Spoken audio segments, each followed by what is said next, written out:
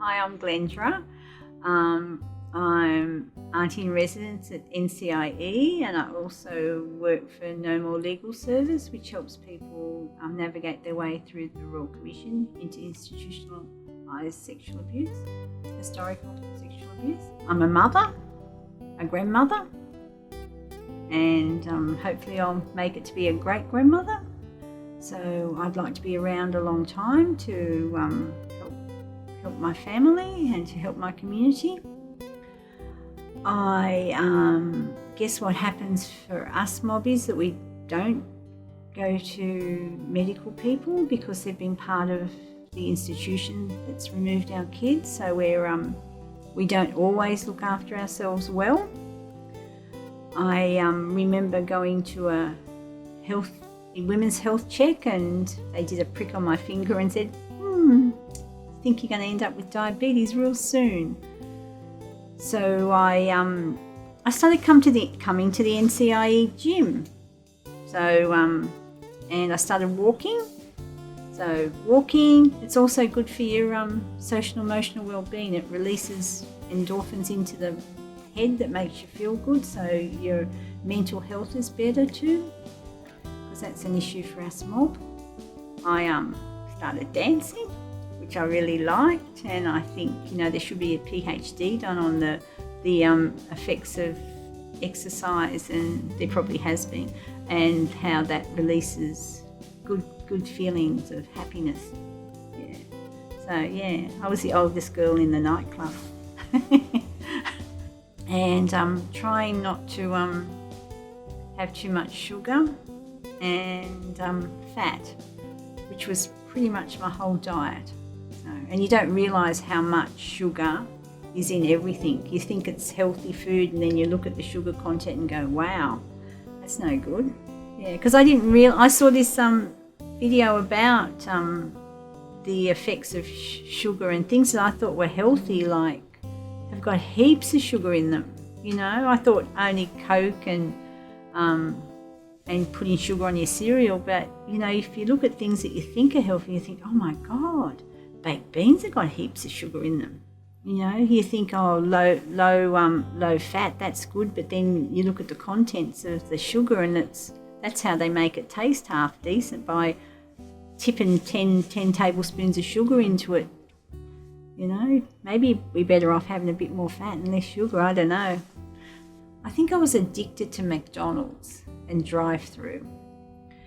So what happened by coming to the gym and working and giving up lollies and Maccas, I actually don't have diabetes anymore. So I guess I've diet controlled it, which was really important for me, because every woman pretty much in my family has diabetes. So it was a wake-up call, and I think sometimes as Aboriginal people we need a wake-up call to look after ourselves and to be here for our family.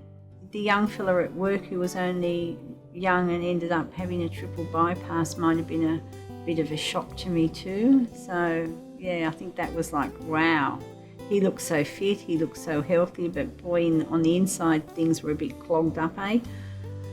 That might have been a light bulb moment where I thought, gee willikers. So the young me would be looking at never going to the Maccas, drive through in the beginning, and always walking more and making time for myself, because as mothers and grandmothers and workers, we put other people's needs before our own. So my advice would be kind to yourself and always spend some time to look after yourself and to bring joy to your life. When I was young, I was active and sporty and fit, and then I had a few kids, and I became a different shape and put everybody else's needs before mine. So I sort of had this idea that which a lot of people have, that it was all about everyone else, and I wasn't worthy enough to be spending time with myself and to do things that were good for me. So that's a lesson that I've learnt, that to be good to everyone else, you have to also be good to yourself. It's been a learning curve to slow down and listen to your body and take it easy. So looking at physio and osteo and taking advice from people instead of, I can do everything, I know better than them, whereas actually, no, they know what's best for you, and listening deeply.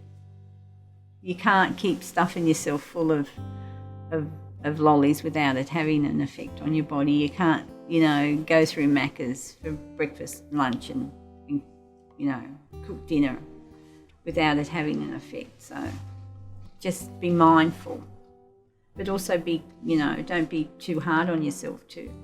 It's no good having a healthy body and your mind's not healthy, or, if your spirit's not healthy. It's holistically looking at how everything intertwines, and connection to the land is really important for Aboriginal people. And I've found, Aboriginal healing really important. I've looked at other cultures like the Maori culture and looked at how they look after their spirit and their healing, and embrace that. So I think that's been really good for me too. Also found massage. First of all, it was a bit, oh dear, this is a bit weird and a bit uncomfortable really in a way. But now it's like, oh, bring it on. Yeah, so it's finding the thing that makes you feel good and makes you rest, because also when you're doing something like having a massage, it gives you a really good night's sleep, and that's really important. Be kind to yourself, darling. Be kind to yourself.